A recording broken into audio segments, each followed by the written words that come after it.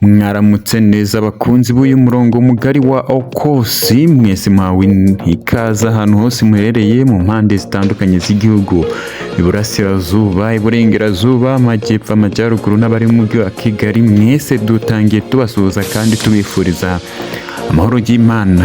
Rero tugiye kureba n'ayahe makuru yazindutse avugwa hirya no hino ku isi kuri iyi tariki, muri iki gitondo cyo ku itariki ya 18 z'ukwezi kwa gatandatu 2025. Ni OCOS rero ikomeje gukurikira, turakwinginze ngo ugumane natwe ku murongo.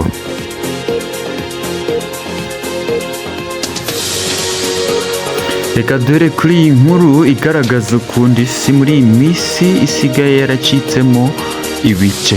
Iyi ni inkuru twatanguye ku binyamakuru bitandukanye, aho mu gihe umwaka wa 2025 ugeze hagati, iziri kwinjira mu gihe gikomeye cyane mu mateka yaheruka.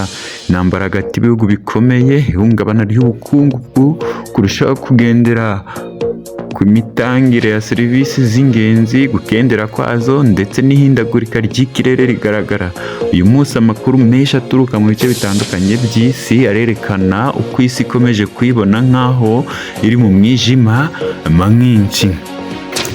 Ku nguru ikunze kugarukwaho, reka tuvuge noneho kuhereranye n'igitero cya Iran na Isirayeli. Isirayeli yatangije igitero bise Operation Rising Lion, aho ibitero by'indege byagabwe ku mijyi ikomeye ya Iran birimo n'umurwa mukuru Tehran, byangije ibice bya gisirikare ndetse n'iby'amashanyarazi. Haravugwa abaturage bagera kuri 500 bishwe, abandi ibihumbi barakomereka. Iran nayo ntiyicaye uko nguko gusa, ahubwo nayo yacanye waka ndetse yasubije ikoresheje misile ziremereye, harimo n'izihuta cyane zizwi nka hypersonic missile mu bice bya Isirayeli birimo umujyi wa Tel Aviv. Ibitaro, amashuri n'ibikorwa remezo byarashenywe, birimo no gufungwa.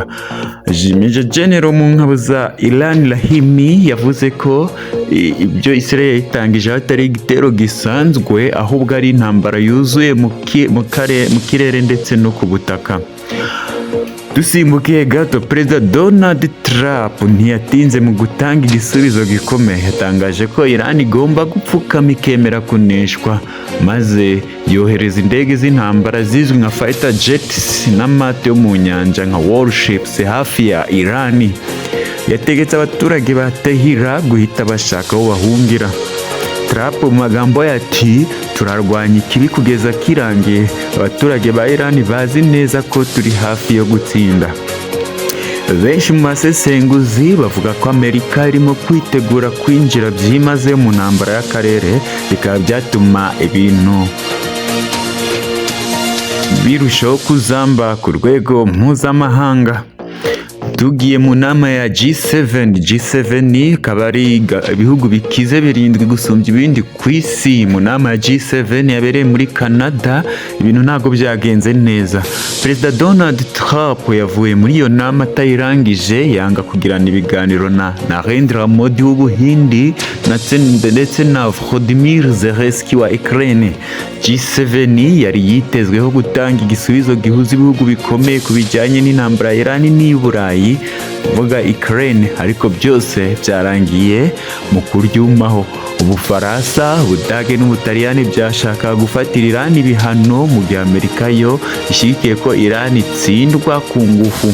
Tugiye mu makuru y'ubukungu, ibitero hagati ya Iran na Isirayeli hamwe n'ihagarara rya G7 byahungabanyije cyane amasoko y'imari. Muri Aziya, igipimo cy'imigabane kizwe nka stock markets cyaragabanutse cyane. Mu Burayi, amafaranga ni ukuvuga y'amayero, agaciro nako kagabanutse, mu gihe muri Amerika abaturage bafite ubwoba bwo kongera kubona igitutu cyangwa se iyurira ry'ibiciro. Abashoramari benshi barimo gukura amafaranga mu masoko yo muri Aziya no mu burasirazuba bwo hagati. Mw'ijoro ryo kwa kabiri ibitero vya misile za Russia vyaraye bigabwe ku murwa mukuru wa Ukraine Kiev, vyatwaye ubuzima bw'abantu barenga 120. Ni kimwe mu bitero bikaze Ukraine imaze kwibasirwa navyo kuva intambara yatangira mu mwaka wa 2022. Ubuyobozi bwa Ukraine bwasabye G7 kongera inkunga y'intwaro no kugabanya igitutu cya Russia, ariko hariho impaka nyinshi muri iyo nama. Muri Gaza ubutabazi buri mu marembera. Ishami ry'umuryango w'abibumbye ryita ku buzima WHO ryatangaje ko ibitaro byo muri Gaza biri hafi gufunga imiryango kubera kubura lisansi, umuriro n'imiti y'ibanze. Abaganga barimo gukora amasaha 20 ku munsi mu rwego rwo kurokora abarwayi, ariko ubuzima burimo gushyiramo. Raporo y'umuryango w'abibumbye yatangaje iti ibi ntibikiri ikibazo cy'intambara gusa, ni ikibazo cy'ubuzima rusange. Abana barimo gupfa bazize kubura umwuka cyangwa imiti. NATO yo yemeje umurongo mushya w'intambara za gisirikare. Mu cyumweru gitaha irahe mu Buholandi hazaterana inama ya NATO, ihuriro ry'ibihugu byo mu Burayi na Amerika. Bazaganira kuri ubu buryo bwo kongera ingingo y'imari y'igisirikare, guteza imbere inganda zikora intwaro, gushyigikira Ukraine n'andi mahanga yugarijwe. Ibisirimo rero uyu munsi ni ibintu bitavuzweho cyane mbere. Iyo urebye ku Israel, Iran, Ukraine, Gaza n'ibindi bikize birimo kwitwara, ubona ko isi iri mu rugendo rushya rw'amateka rugoye, rudasanzwe kandi rusaba ubushishozi n'ubufatanye. Birasaba ko abaturage b'isi yose, haba muri Afurika, Burayi, Aziya cyangwa Amerika, bongera kugira ijwi n'uruhare mu mahoro, kuko uko niko ibintu bimeze ubu. Amahoro ariyo yagerageza kubikemura. Mu makuru y'imikino reka tubabwire ko kuri uyu munsi irushanwa ry'igikombe cy'isi cy'amakarabu rirakomeza, aho uyu munsi hitezwe ikipe ya Real Madrid n'umutoza mushyashya Xabi Alonso ndetse n'abakinnyi bashya nka Trent Alexander-Arnold baraza gukina rero ku isaha ya 3 n'ikipe ya Al Hilal yo muri Saudi Arabia. Mbere yaho saa 12 ikipe ya Manchester City iraba yakinnye n'indi kipe ihagarariye umugabane wa Afurika ariyo Wydad Casablanca.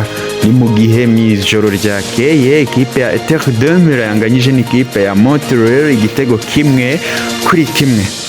Turabashimiye rero kuba mwakurikiye gahunda yacu y'amakuru ku muryango wacu OCOS, tubasaba gukora subscribe, like ndetse na share. Tunasaba kandi kujya mukomeza gukurikira ibiganiro byo kuri iyi channel. Mukomeze rero mugubwe neza ibyo mukora byose, kandi Imana ikomeze kubishimira. Bye.